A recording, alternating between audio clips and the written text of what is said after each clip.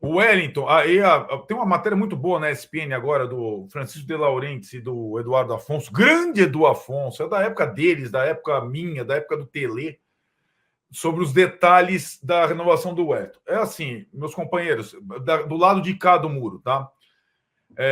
Quando chega numa situação dessa, clube e empresário são todos ouvidos. Cada um dá a sua versão.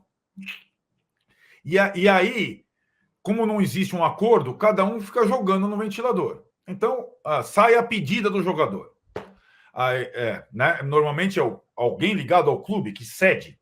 Aí vai um empresário e mostra documentos das transferências negadas pelo São Paulo, que não saíram do São Paulo, evidentemente, saíram do empresário. E fica esse jogo de lá para cá. Né? O Gabriel Sá, que é um dos bons setoristas do São Paulo, levantou a informação de R$800 mil de pedida de salário. Todo mundo ficou com o olho esbugalhado, mas a minha apuração é que é por aí mesmo. O empresário, aí que tá, tem a faca e o queijo na mão. O contrato do cara está acabando.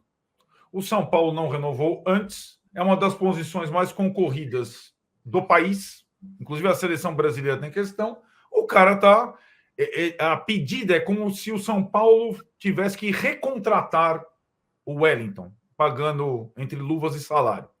O Wellington é mais ou menos da mesma geração do Nestor, do Diego. Se fosse uma pedida, o São Paulo considera que se fosse uma pedida de acordo com o que ganharam de luvas Nestor, Diego Costa, seria ok.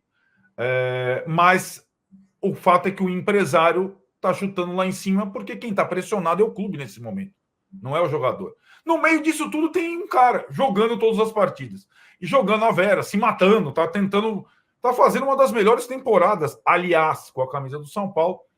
Como é que é esse negócio, Renan, para o jogador? Porque fica uma situação também desconfortável, ele fica exposto, hoje com rede social vai todo mundo em cima dele, tem o barulho da arquibancada, e fica nessa situação do jogador formado na base e agora muito exposto nessa situação de limite de renovação contratual ou não. Tem um detalhe que não acontecia muito comigo, eu não sei se acontecia com o Ilcinho, mas que o meu empresário, ele não mandava na minha carreira, certo? Eu falava onde eu queria jogar, certo? Se tinha 2 ou 3 possibilidades, eu falava onde eu queria jogar, aí não importava dinheiro. E o que eu vejo hoje, a saída do Caio Paulista é claro, é nítido, que não foi uma coisa dele, porra, eu quero ir pro Palmeiras. Cacete, eu sou titular de São Paulo, sou campeão da Copa do Brasil, os caras querem... Não tem sentido eu sair daqui. Não tem sentido nenhum sair daqui, certo? Esportivamente falando. Vai ganhar um pouco mais ali do outro lado, mas não faz sentido. Entendeu? Primeiro ponto, na minha opinião, é isso. Segundo, Arnaldo, que é exatamente isso que você falou. Eles estão com a faca e o queijo na mão, cara. Eles estão com a faca e o queijo na mão. Só que é uma nova contratação. Vale a pena? Ele não tem contrato até o fim do ano? Segura, vai levando. Vai levando. Por quê? Ele tem alguma outra proposta para assinar pré-contrato? Senão ele pode. Daqui 15 dias ele pode assinar. Ele tem alguma proposta de algum outro clube? Então fica naquele jogo agora. Se eu sou São Paulo, falando pelo lado do clube, ele tem contrato até o fim do ano. Vai levando. Vamos levando, amigão. E nesse meio tempo você tenta fazer os contatos. O Alexandre, sei lá quem. Se conseguir para já, beleza. Se conseguir para já, ótimo. Se não, vai levando. No ano que vem tem que ter. Aí ou o Wellington ou outro tem que ter. Agora, esses valores que você falou aí, Arnaldo, que apurou o nosso amigo, né, Ilcinho, que trabalha com a gente na arquibancada tricolor, o Gabriel. Se esse valor aí for verdade, mais luvas, Arnaldo, não dá. Eu acho... Ele melhorou muito esse ano, né? Tem tido sequência, melhorou bastante. Ele estava bem o ano passado, quando machucou lá no Palestra, lá no estádio do Palmeiras, lá. Não sei se você lembra, ele machucou naquele jogo contra o Água Santa. Contra o Água Santa, acho que foi o jogo lá, não é isso? Ele machucou ali, ele estava até bem. Né? Daí teve essa lesão e tal. Nesse meio tempo entrou o Caio de lateral esquerdo, foi bem, ele perdeu um pouco do espaço. Esse ano ele está bem de novo. Eu acho ele um bom jogador. Não para isso tudo. Não para esse valor todo. Mas eu acho ele um bom jogador. E depois do Zubeldia, ele melhorou num aspecto que ele tinha muita deficiência, que é no defensivo. Ele e o Igor, os dois melhoraram muito nessa parte defensiva, né, junto com o sistema ali, porque o que eu gosto de falar, né, eu gosto de analisar o futebol de uma forma sistêmica, né? Ninguém joga sozinho. Então, ali eles estão mais inteligentes taticamente. O Zubeldia acho que tem orientado muito bem eles, e eu gostaria de alguma vez estar lá no camarote lá do seu amigo para ver um treino do sistema defensivo. Porque a melhora do São Paulo nesse sentido é muito grande. Tem problema ali de controle de jogo no meio de campo. Agora, o sistema defensivo, principalmente esses dois laterais, melhoraram muito. Agora, essa pedida é completamente fora da realidade. Eu achava que a contratação do Luiz Gustavo giraria em torno disso daí. Ele ganhar uns 800 mil por mês. Mas é um jogador que está há 15 anos na Europa, um jogador experiente, um jogador de seleção, um jogador isso. Agora, o Wellington, que é um jovem ainda, né? Tem bastante jogos como profissional, mas nunca foi o protagonista da posição. Agora que ele está sendo por essas questões, mas isso aconteceu com o Gabriel, lá em 2000. Lateral direito. Lá em Vladimir. Exatamente. Lá em 2001, por aí, mais ou menos, estava acabando o contrato dele, ele tomou o lugar do Belletti. Não sei se você lembra disso aí, Arnaldo. Ele tomou o lugar do Belletti e estava acabando o contrato dele. Aí ele enfiou a faca no São Paulo de um jeito, no bom sentido, né? Não estou dizendo que ele não merecia ganhar o que ele ganhou. O Gabriel era, tecnicamente, muito parecido com o Ilcinho, assim, dois laterais, assim, rabiscador, sabe? Gostar de dar um elástico, um negocinho assim, uma coisinha a mais. Então, ele tinha muita técnica. Ele era um lateral extremamente técnico, muito parecido com o Ilcinho, inclusive. Mas é o momento dele.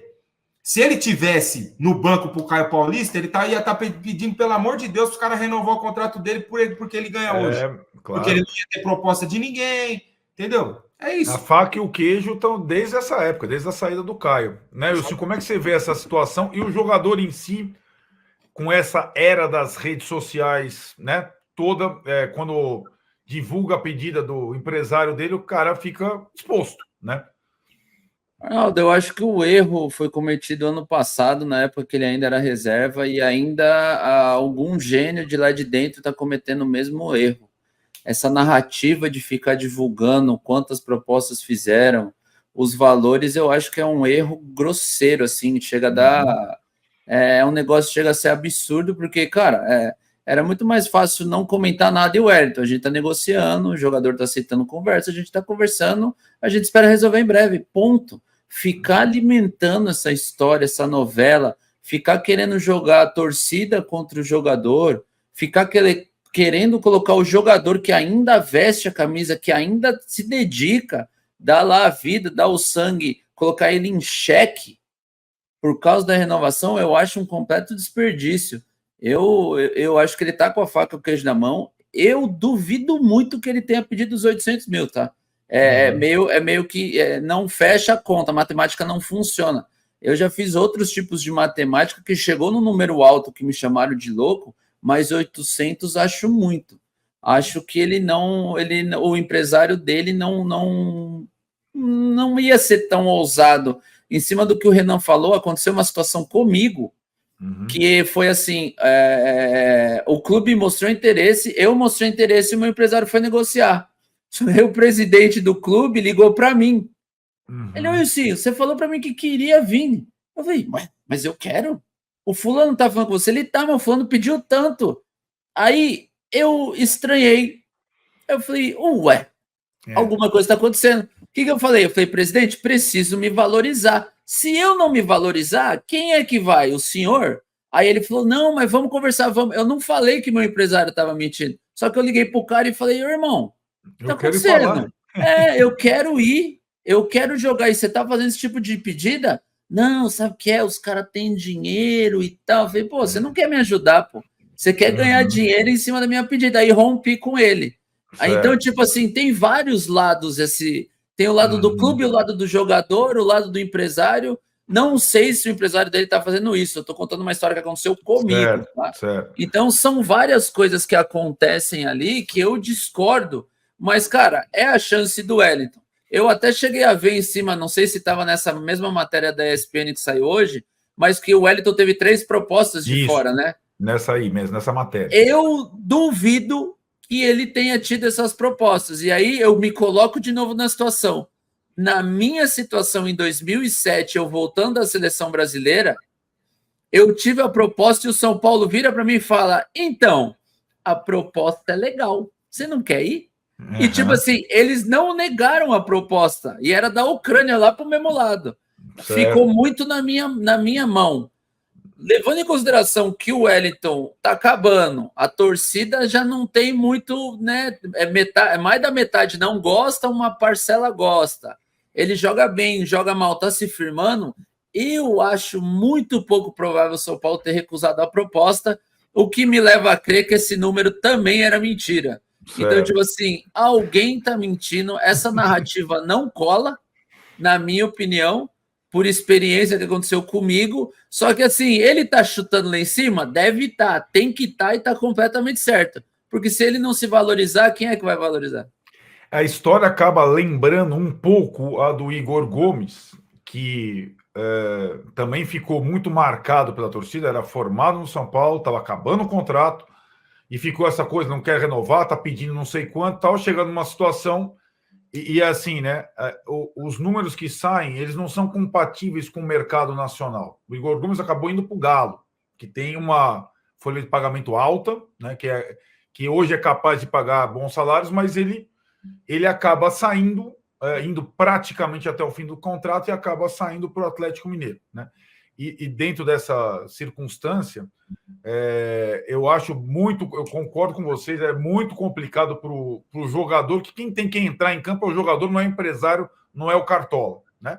Quem tem que dar... E só, tem coisas simbólicas, e eu acho que tem uma coisa simbólica envolvendo o Wellington, que é importante. O cara jogou com o pé quebrado contra o Água Santa, já tinha feito todas as substituições, ficou lá mancando que nem um saci.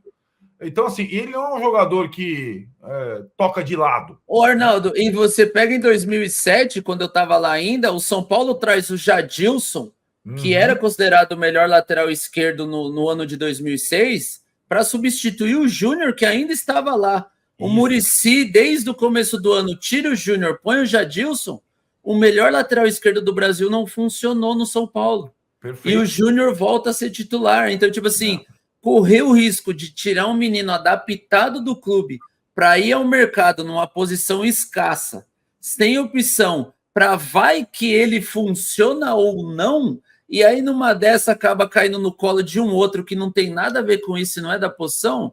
Porra, desculpa a palavra, para de fazer essas coisas, chama o menino para conversar, vamos tomar uma caipora junto, a gente se acerta, eu cedo um pouquinho aqui, você cede ali e deixa o menino lá, cara. Porque o torcedor, ele fica assim, não sei o que, tá, a possibilidade de contratar o Alexandro, eu sempre falo, Alexandro, ótimo jogador. Nas últimas temporadas na Itália, jogava como terceiro zagueiro, já não jogava mais como ala, já não tem a mesma explosão, já é outra característica. Teve 3 lesões musculares na temporada. Tecnicamente, eu não tenho discussão sobre o Alexandre. A questão é, ele faz o que o Zubeldia imagina para o lateral, indo lá no fundo, rasgando todo mundo no meio? Não faz, é outro tipo de jogador.